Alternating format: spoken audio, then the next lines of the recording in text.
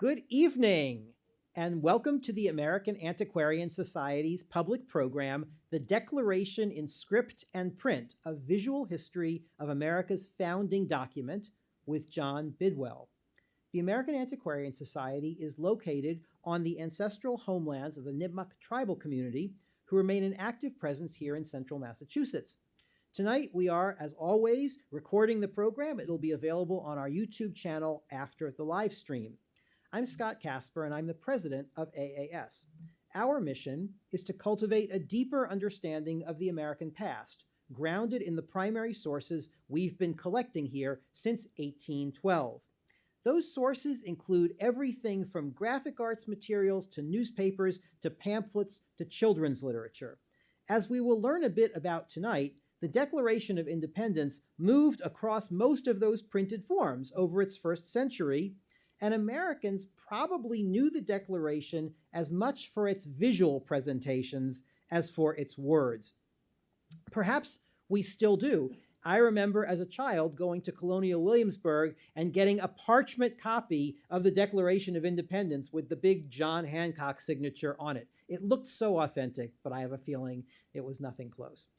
Tonight's speaker has been working in our collections for nearly 50 years. John Bidwell has held 3 fellowships here, the first in 1978-79 when he was working on a biographical dictionary of early American papermakers. 15 years later, he returned to study printing supplies in colonial America, and much more recently, in 2020-2021, he held a Reese Fellowship here on the Declaration of Independence, prints, broadsides, and facsimiles. But don't let that recent date fool you. John has been studying the printed versions of the Declaration for decades. In fact, he first talked about them here at AAS in 1988 when he gave the James Russell Wiggins lecture on this topic and published an article in the AAS Proceedings. Now he has brought the project full circle, vastly expanding his checklist of published declarations based not just on AAS's holdings, but also on those of other major libraries and also several private collectors. And that's the basis for his book, The Declaration in Script and Print, which came out last year. It is truly the product of a lifetime of learning. John Bidwell has had a long history with American publishing and graphic arts. He retired several years ago as the Astor Curator of Printed Books and Manuscripts at the Morgan Library and Museum, where he is now Curator Emeritus. And so it is my pleasure to welcome John Bidwell back to the American Antiquarian Society.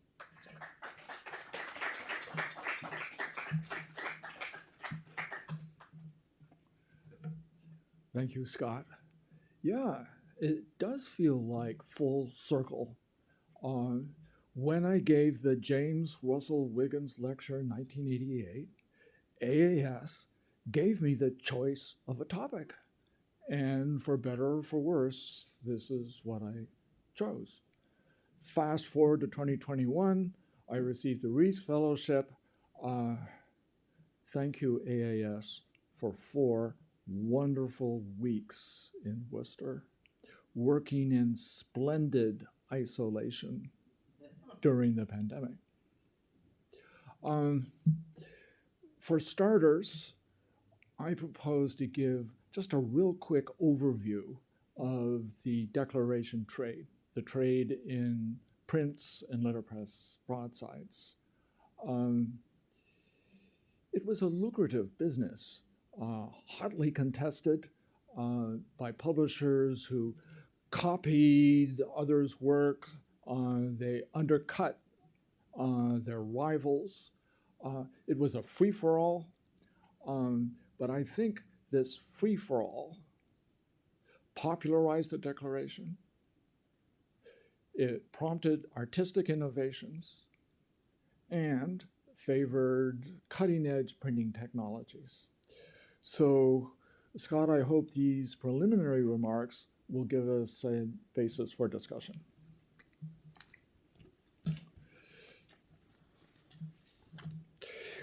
During the 19th century, Americans looked at the Declaration as an iconic object, a precious relic, something to be read and revered.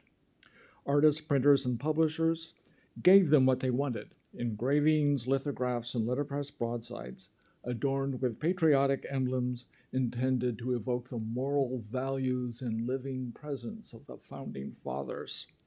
This urge to embellish the text reached a peak during the Centennial. I've been studying how that style developed and why it fell out of favor.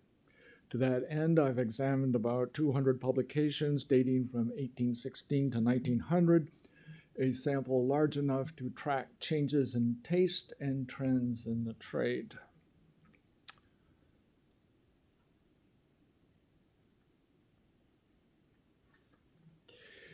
John Binns, a Philadelphia newspaper publisher, was the first to sell the Declaration as a work of art. In March and June 1816, he issued subscription proposals for a large pictorial engraving costing $10 plain, $13 colored. It would contain a calligraphic text, facsimile signatures, portraits of Washington, Jefferson, and Hancock, allegories of victory and prosperity, and a symbolic border of state seals he called a cordon of honor. By the end of the year, his proposals appeared in more than 80 newspapers throughout the United States. His saturation advertising played a part in alerting Americans to the historical importance and emotional impact of the document. He claimed to have spared no expense to evoke its meaning and achievements. His print was so ambitious, so rich in detail, portraits, emblems, and ornament that he hired 5 artists to deal with different portions of the design. Some artists fell behind. Others quit and had to be replaced. Delayed but not undaunted, Binns distributed proofs to newspapers and obtained glowing reviews to entice the public and prove that the project was still underway. But other printmakers poached the customers he had been prepping and flooded the market with cheap imitations before he could finish his magnum opus. William Woodruff, a journeyman employed by one of his engravers, stole his concept and produced a smaller version, selling for around $4, a budget price eventually reduced to 50 cents. The writing master, Benjamin Owen Tyler, also succeeded in underselling Binns before the $10 print could be completed. Binns accused him of plagiarizing his prospectus. The writing master fought back by impugning the honesty, patriotism, and politics of his opponent. Newspapers took sides, all the better to publicize the competing prints. Tyler and his allies detected a political bias in Binns's choice of portraits, John Adams conspicuous by his absence, a deliberate affront to Federalists. In contrast, the rival print let the text speak for itself in an elegant round hand interspersed with ornamental scripts. If neutral in its politics, it was an outright commercial venture and a means of self-promotion. Tyler used it to display his skills in lettering and advertise a course in penmanship he was teaching in Washington, D.C. The writing master launched a subscription campaign for his Declaration, beginning with big names like Thomas Jefferson, James Madison, John Quincy Adams, John C. Calhoun, and Henry Clay.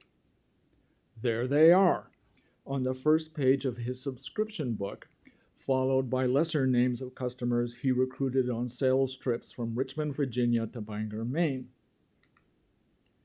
He stopped by Worcester. You recognize some of those names?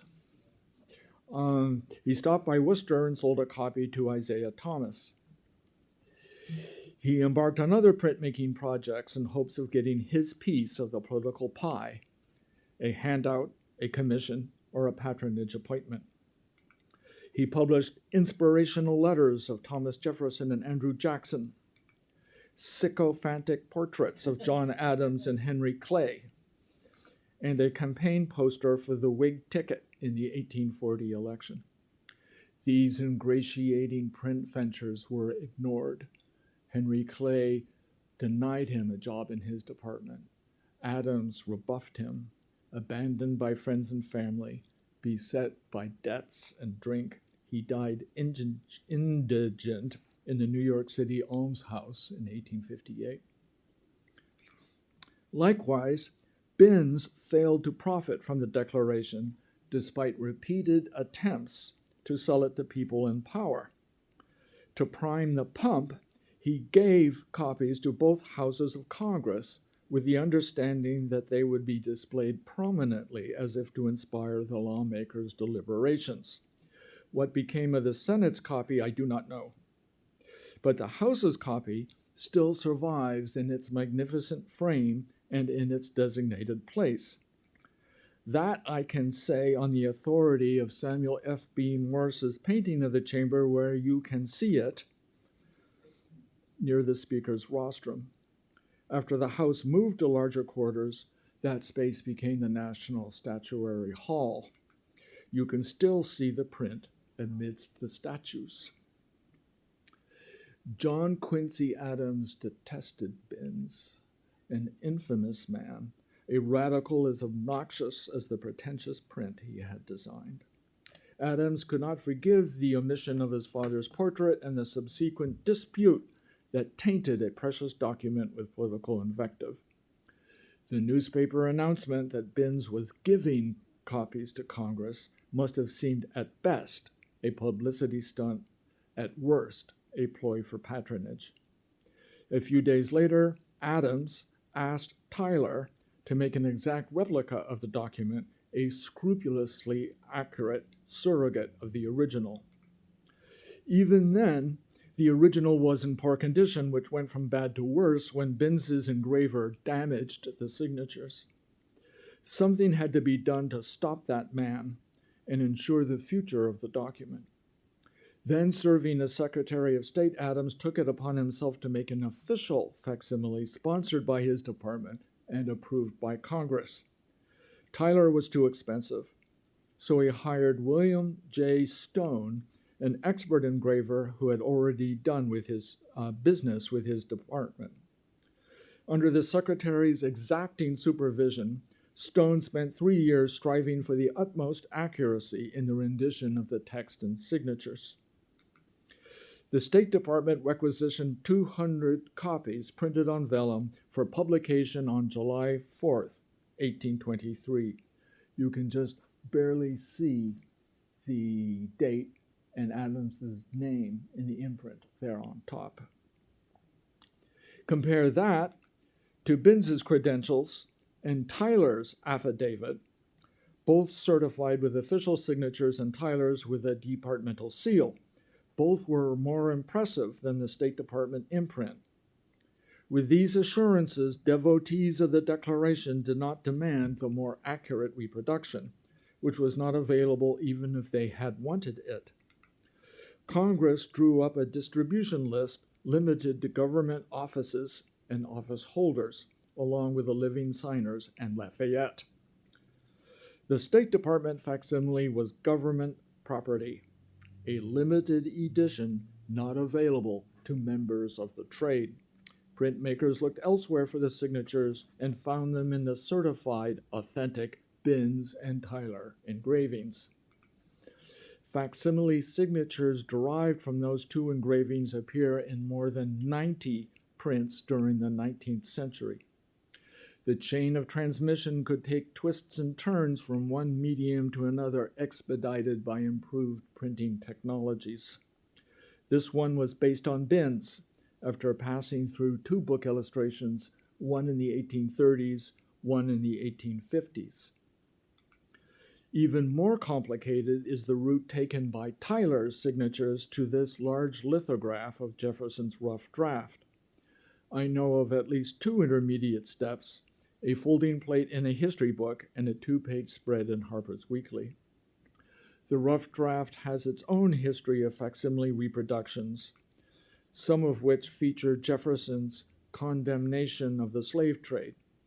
I think it's no coincidence that reappears in facsimile prints during and before the Civil War, often accompanied with his signatures.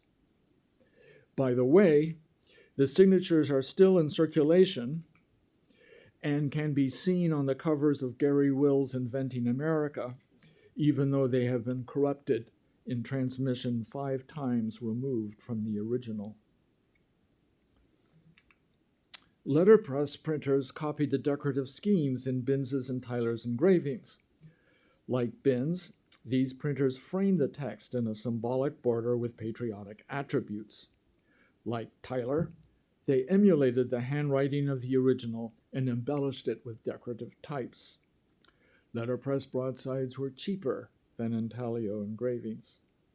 This one was a freebie distributed at an Independence Day parade in 1828.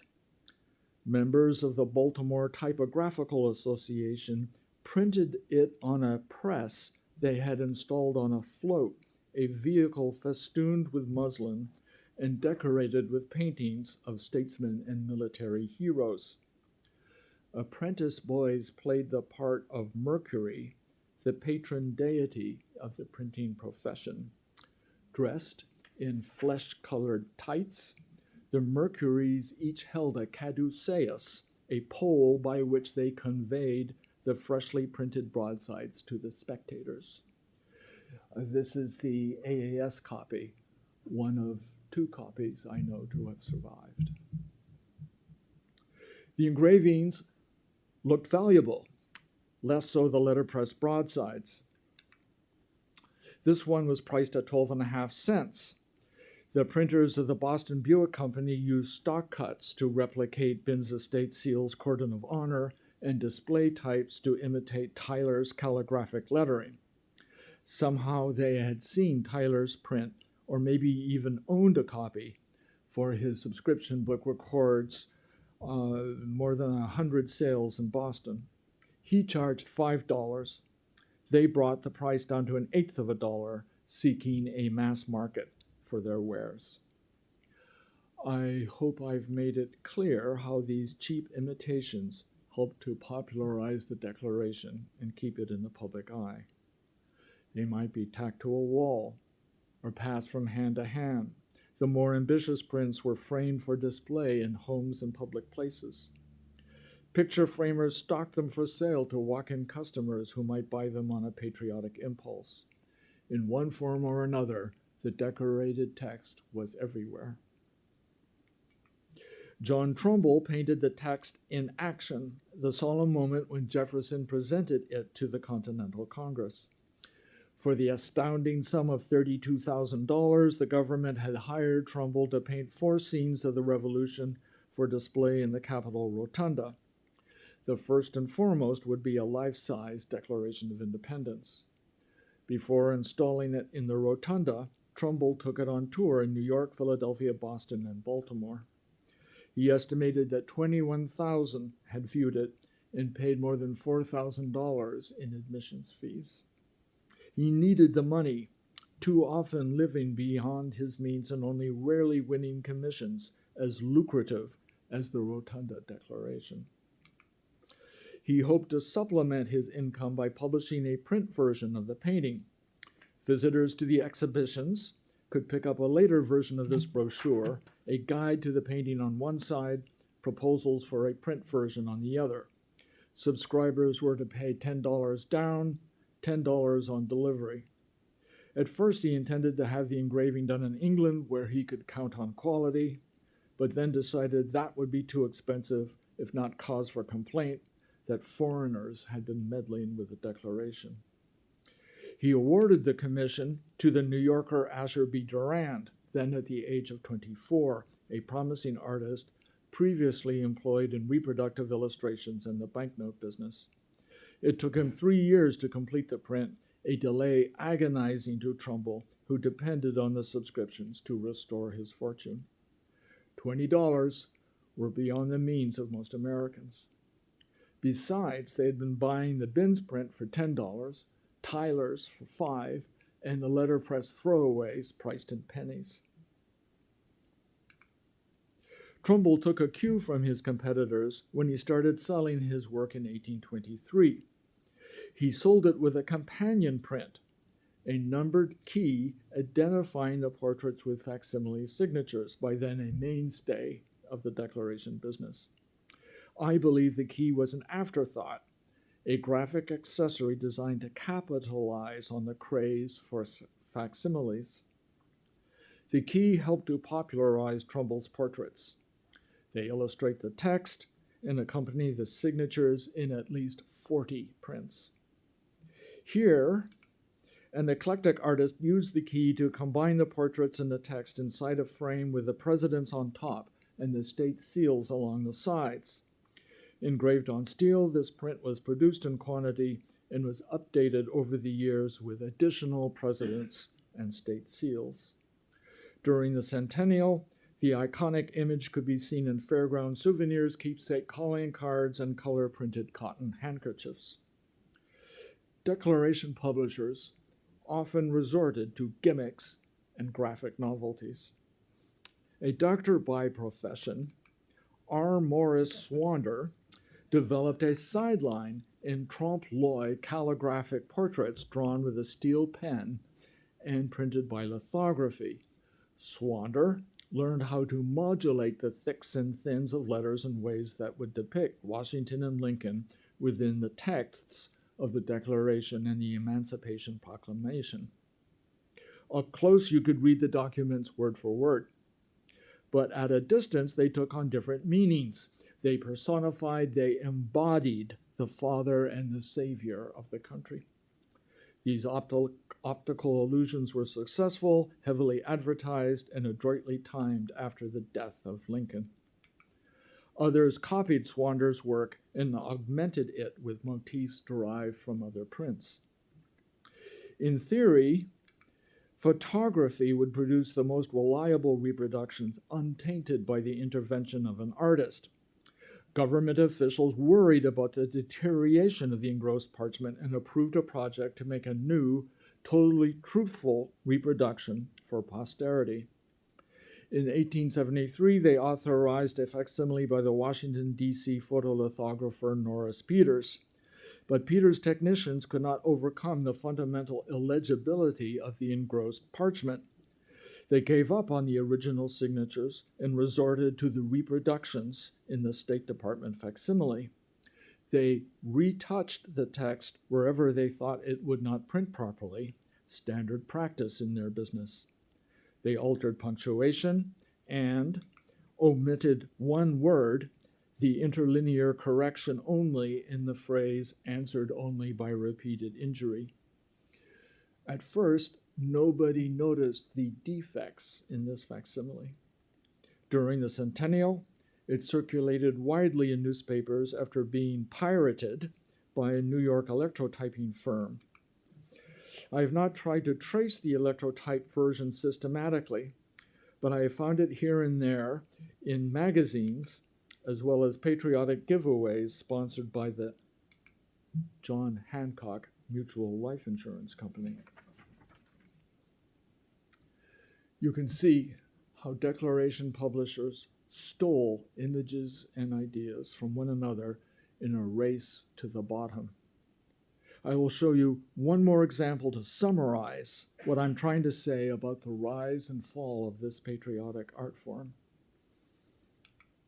Hands down, the Centennial Memorial was the most ingenious, least expensive, and best publicized mass market product in the Declaration business.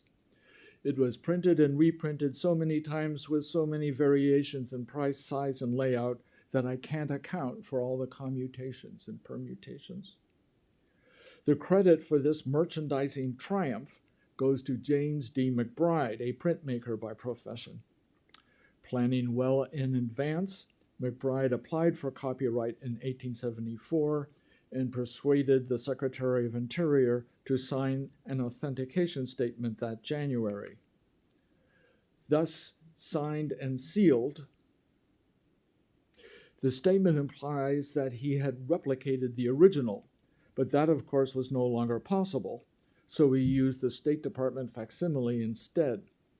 He formed two dummy corporations, one in Philadelphia, the other in New York.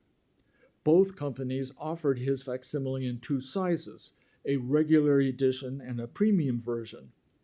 Both put a price on the premium version, but here's the catch. If you bought it in Philadelphia, you paid $1. But if you rode off to New York, you paid half that price. I believe that McBride devised that pricing strategy to exploit the excitement of the Centennial, confident he could overcharge tourists who bought souvenirs on the spot. To my mind, he personifies the hucksterism in the Declaration business. But that's not all. He sold advertising space in the regular edition to merchants who used it as a promotional giveaway. I've seen variant editions carrying advertisements for clothing, hosiery, housewares, hardware, cabinetry, fertilizer, woolens, curtains, carpets, medicines, newspapers, liquor, railway travel, and fire insurance. A wide variety of goods and services provided by firms based in 14 cities on the eastern seaboard and as far west as St. Louis and Detroit. Distributed throughout the country, these freebies also advertised the mail-order premium version suitable for framing. AAS has 8 different versions of this print. So there you have my attempt to suggest the size of the Declaration business. It started with expensive engravings and crested during the Centennial with lithographs priced next to nothing. I haven't told you about other printing technologies such as stereotyping, which made it possible to reprint thousands of copies. I only touched on Declaration imagery in books and pamphlets, also published in huge editions. But I hope that you can see how the text became a mass market commodity and an art object firmly ensconced in American visual culture.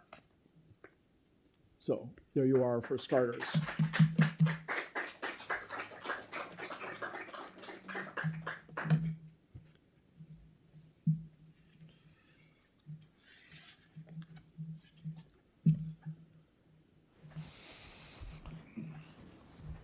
John, thank you. Okay. Terrific book, terrific presentation. And I enjoy the book immensely. I'll start with a few questions. We'll talk for a bit, and then we'll open it up to our audience here in the room, as well as our audience on YouTube in a little bit.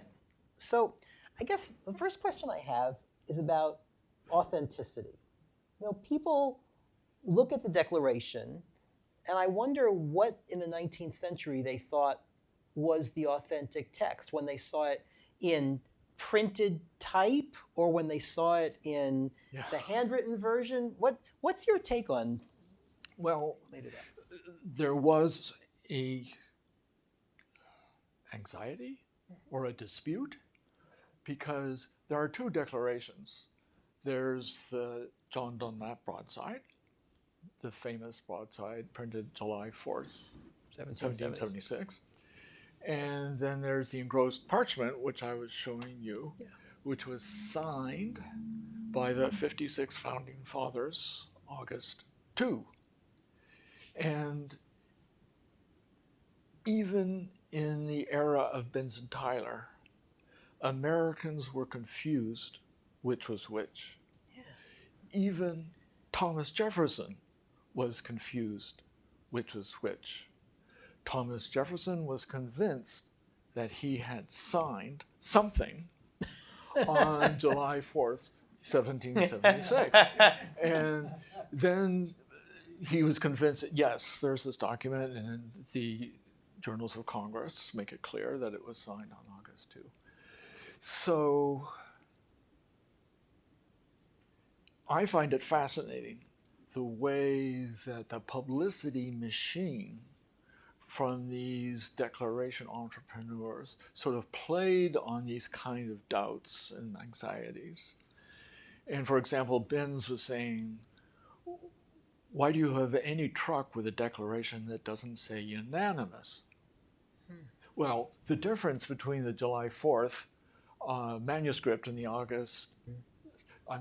the July 4th printed broadside and the August 2 manuscript is that on July 4th, the delegates couldn't say that they were unanimous, okay? Right.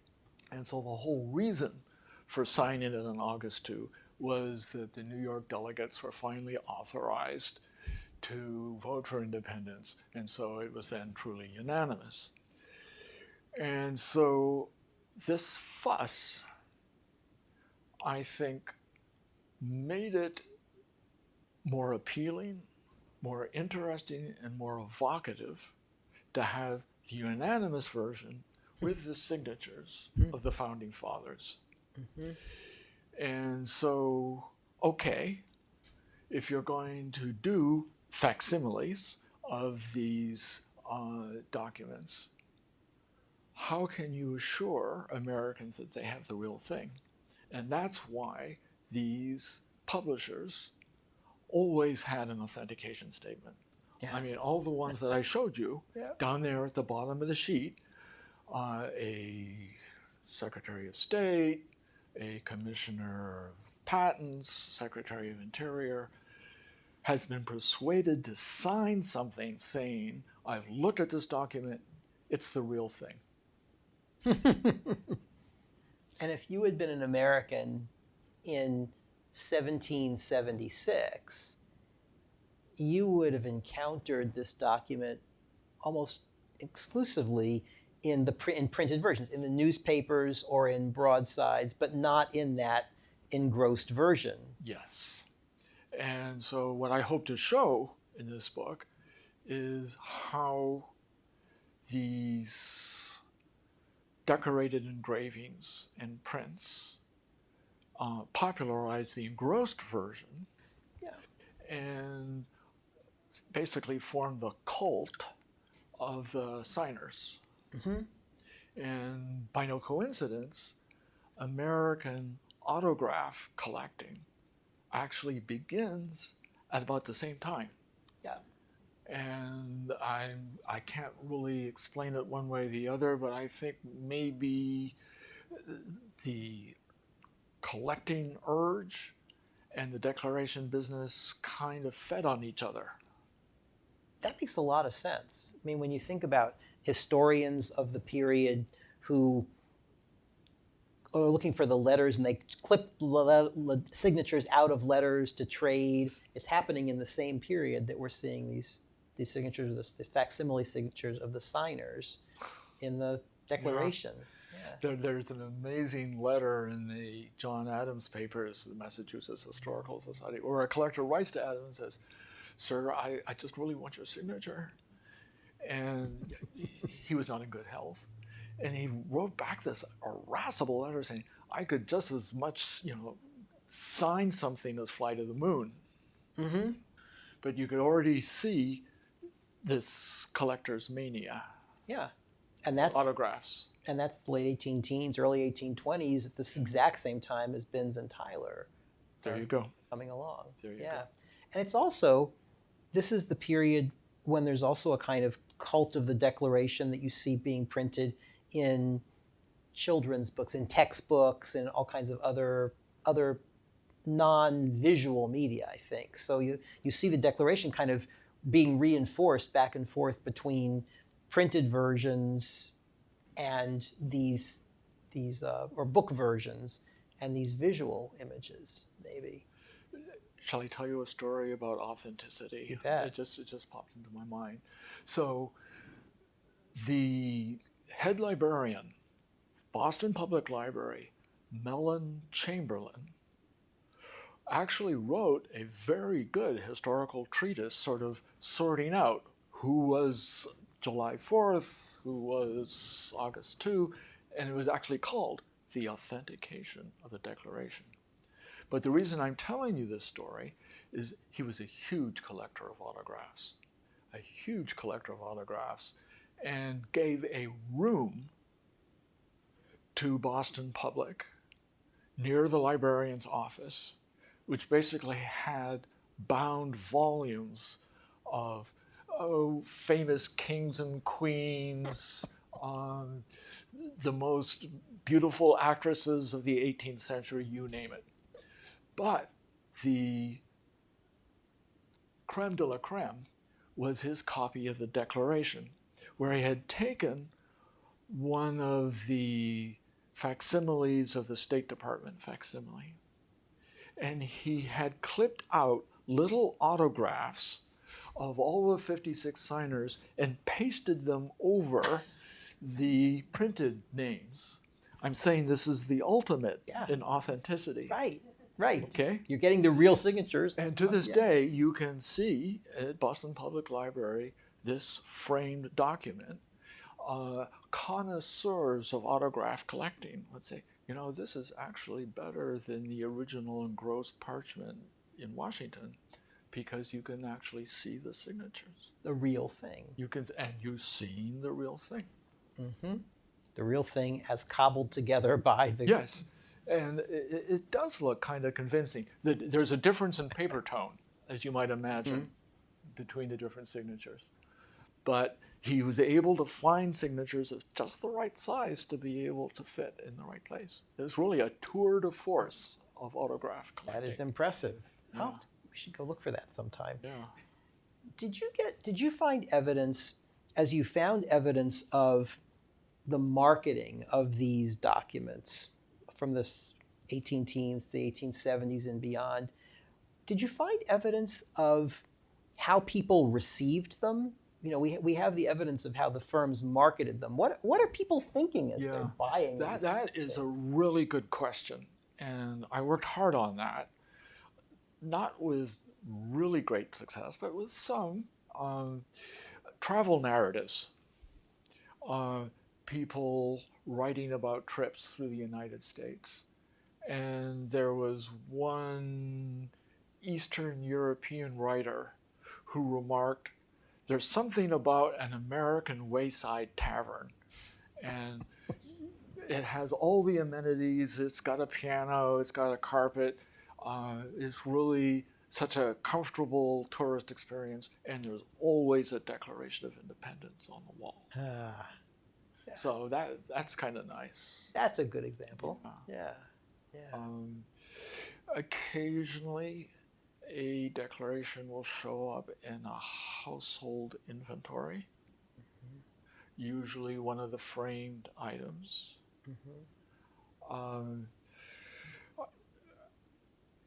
I wish there was more.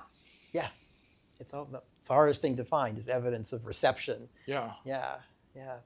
You mentioned at the beginning that you were tracing the rise of this industry and then its fall. Can you tell us more about the fall? So if the 1876 Centennial exhibition is sort of the apex of this whole thing, what happens between then and the early 20th century? I think I showed you the Norris Peters sort of defective photolithograph.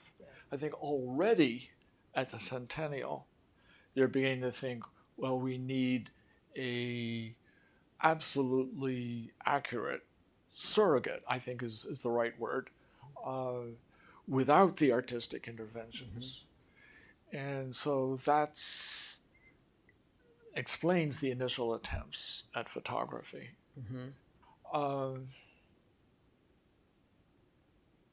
There were some publishers who actually did denounce the decorative excesses of their rivals. But I think they were also a little culpable themselves. But you could see that that idea was in the air. So I'm talking about 1880s, 1890s. Yeah, and because of photographic reproduction, it's possible to think about just a straight reproduction of some version of that original engrossed. Yeah. So it's pretty interesting because once you get professional photographers in Washington, D.C., who are offering their services to do an accurate reproduction, is the same time when the government officials were thinking, oh my God, what have we done to our founding document? And so there was this tension about people wanting to make photographs and the government officials not allowing them to do so. So there's this long article in Ladies' Home Journal where they were allowed to make the first photograph in decades, and you were allowed to take it out into the sun to get the best to get the best possible exposure, which is kind of sad.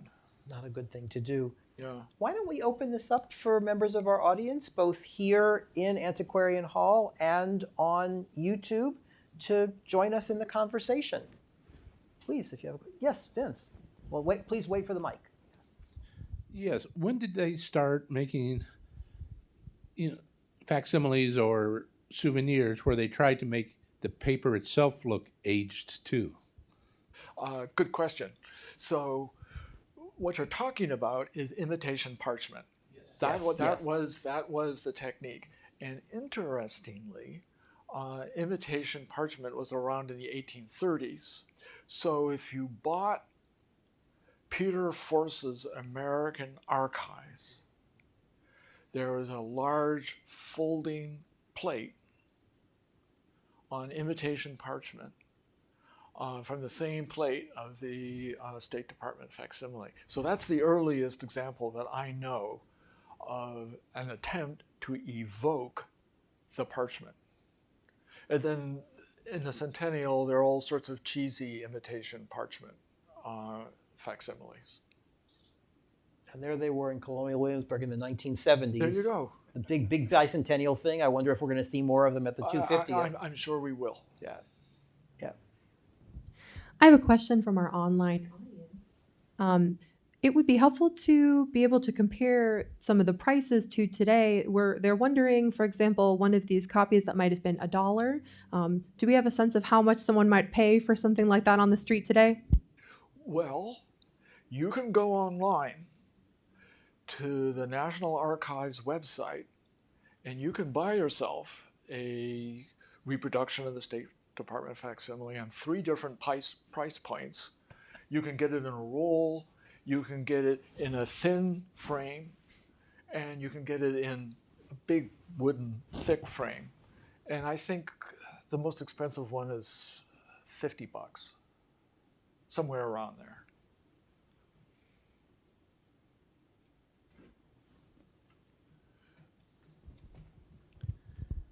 At the time that the Declaration was published, could most people read? Oh yeah, you're not having much of a literacy problem there, so that's not an issue. It's really what you can afford, and that's why I'm just fascinated at this hierarchy of prices where you go from the Trumbull print, which is truly glorious, at $20. Then down to $10 for the Binns print, which is a large print. So I could see why it was 10. Then you get to Tyler at 5. Then you get to the piracy of the Binns print, the Woodruff print, which is smaller than Binns, at 4. And from there down to pennies. Once you get the stereotype prints and the lithographs, then you're talking about Declaration prints and pennies. Mm-hmm. Because they can just be produced by the thousands. By the thousands. Yeah. Thank you for a very interesting presentation. I have a question on authenticity. So I guess I didn't really understand that on July 4th there was a broadside document that was published. But that begs the question, what source was used to produce the broadside, and do those documents still exist? Do they ever? So Julian Boyd, who was the founder of the Jefferson Papers Project, the one person who knew Jefferson manuscripts better than anybody else, did a series of books on this where he traced Jefferson's manuscript rough draft, which survives. Partly the reason that this rough draft survives is because of the congressional editing of his text, and he wanted to show what he had originally written. And another reason is all this debate about when was the Declaration made and who wrote it and when was it published, when was it signed.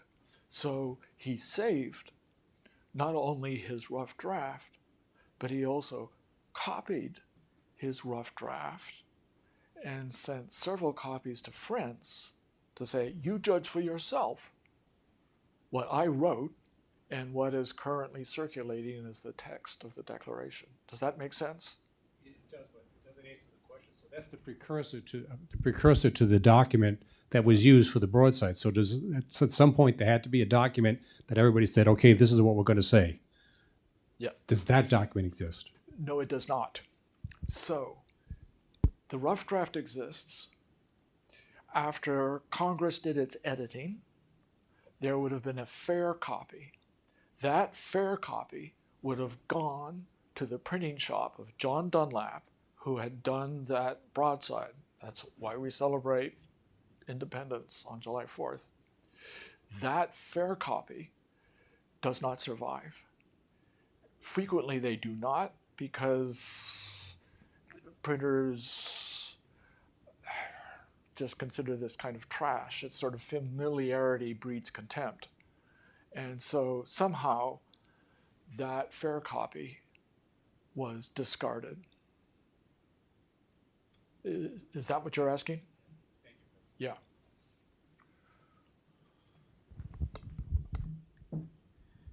John, the Declaration doesn't quite have the same sizzle as the Declaration does. The Constitution does not have the same sizzle. But was there a trade in printing and fancying up copies of the Declaration as well, of the Constitution as well? Yes, you are quite right. It does not have this sizzle, except for the we the people part. Right. Okay. Mm-hmm. Part of the problem, or I should put it another way, part of the advantage of the Declaration is the text fits neatly on a broadside suitable for framing. Mm-hmm. Mm-hmm. And the Constitution does not. It's too long. And I think for the graphic arts industry, that was a deal breaker. Okay. Mm-hmm. However, some determined printers did actually try to make souvenir constitutions or even combine the Declaration with a constitution in super small type. So it did happen, but you're quite right. As far as the printing trade was concerned, this was not a contender as a souvenir giveaway keepsake. Do you think the words do you think that the words mattered to people who were buying these documents? You're asking how closely were these actually read? I wonder whether they read them in books, in their school book, and then this is simply to have the picture, but not really look at the words. Well, my project, of course, was just a picture. Right. However, I have heard stories along the way. For example, the Declaration put to music as an aide-memoire, because you would need an aide-memoire. I can't imagine a school student standing up in front of class and reciting the Declaration. Be hard. And of course, when I was a kid, we had Schoolhouse Rock and learned the preamble to the Constitution from singing it. Okay, there you go. So I'm just saying, at least it was thought of. It was an issue. Yeah. Mm-hmm. Yeah.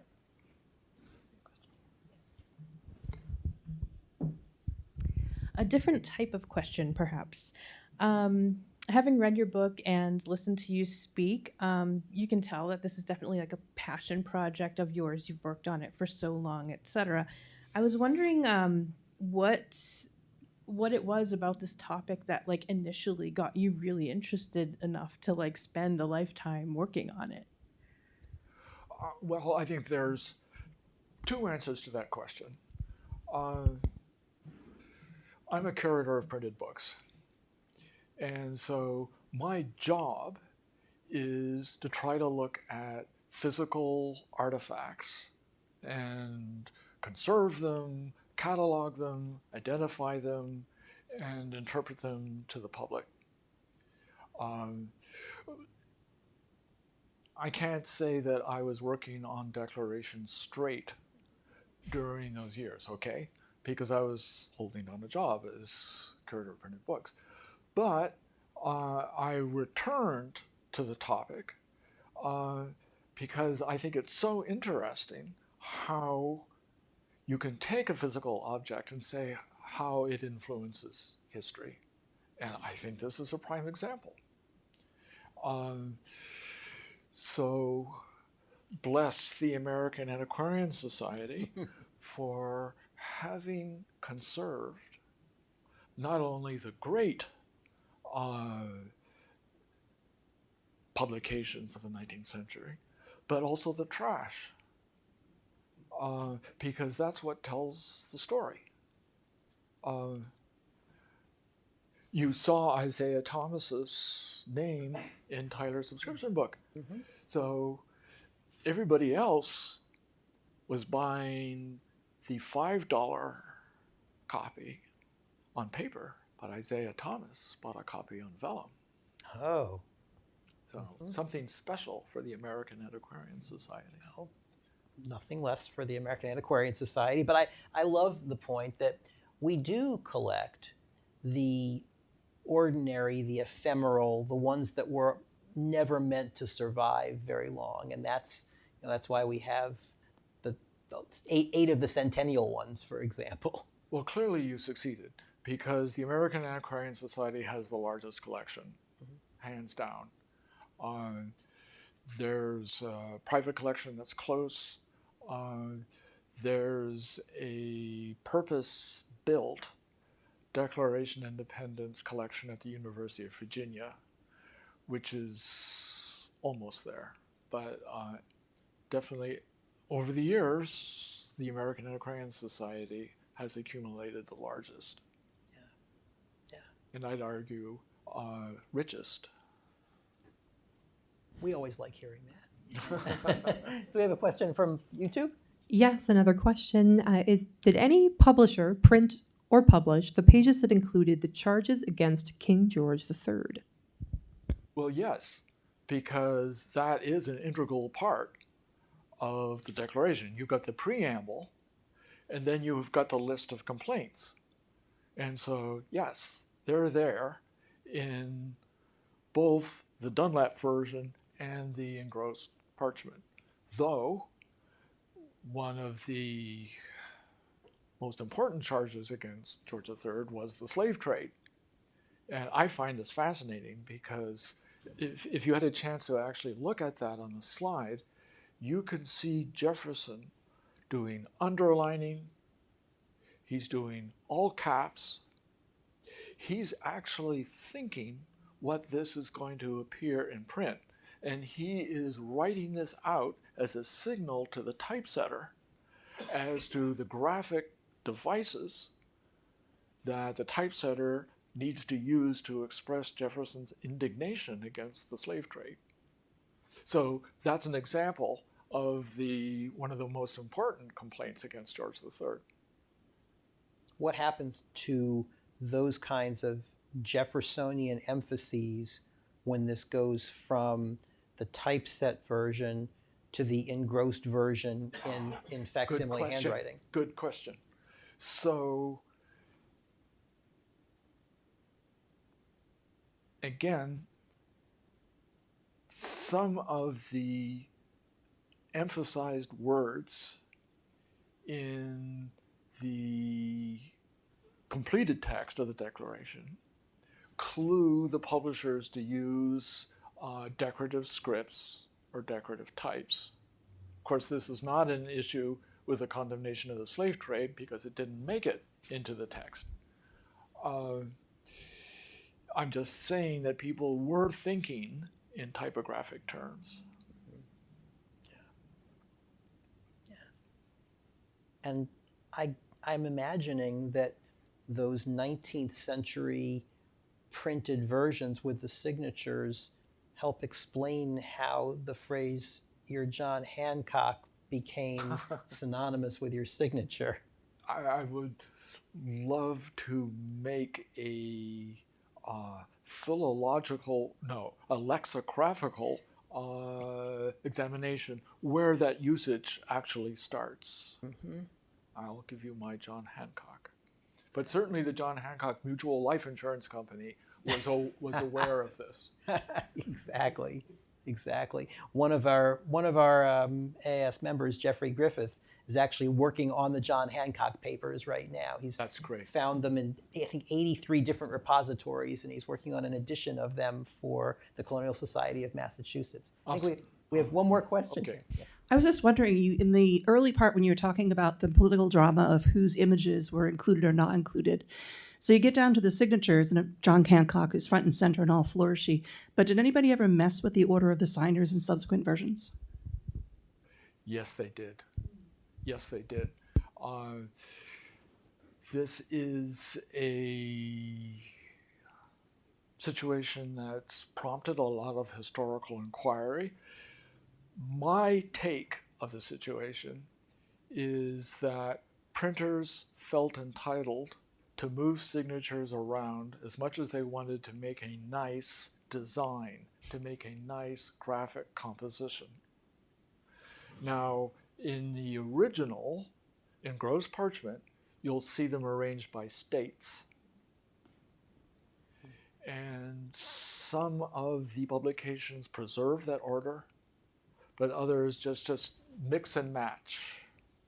Sometimes they even repeat a signature to make a nice design.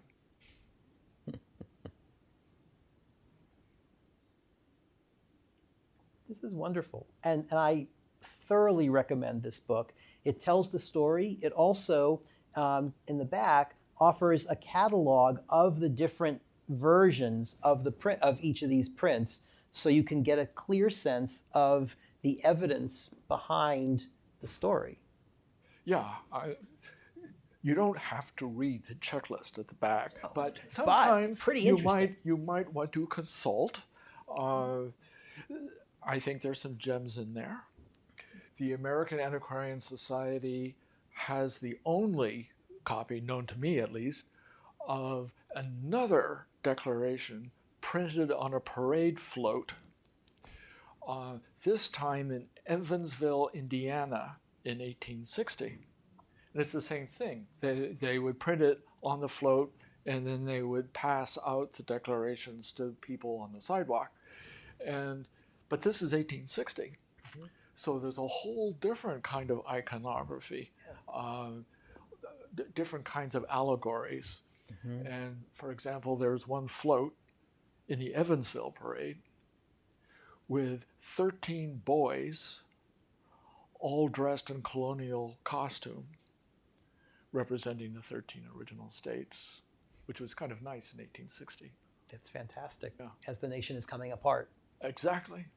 And I'm sure that allegory was obvious to the bystanders. It must have been. Yeah. Just as Lincoln uses the Declaration in the Gettysburg Address 77 years ago, it all starts in 1776. There you are. Yeah.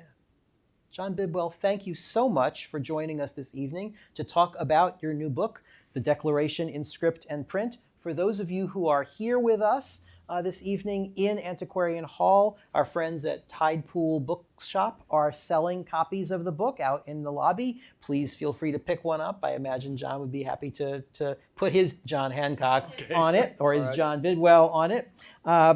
And I hope you'll tell your friends about this. It'll be on our YouTube channel in the next week or so. Our next program takes place 2 weeks from tonight on Thursday, May 1st. It's our inaugural Julian L. Lapides Lecture in Children's Literature, and we feature longtime collector, dealer, and scholar Justin Schiller reflecting on his 70 years a bibliophile. Please join us then and for other upcoming programs that you'll find on our website, AmericanAntiquarian.org. For now, thank you, John Bidwell. Thanks to all of you who are here, both in person and on YouTube tonight, and have a wonderful evening.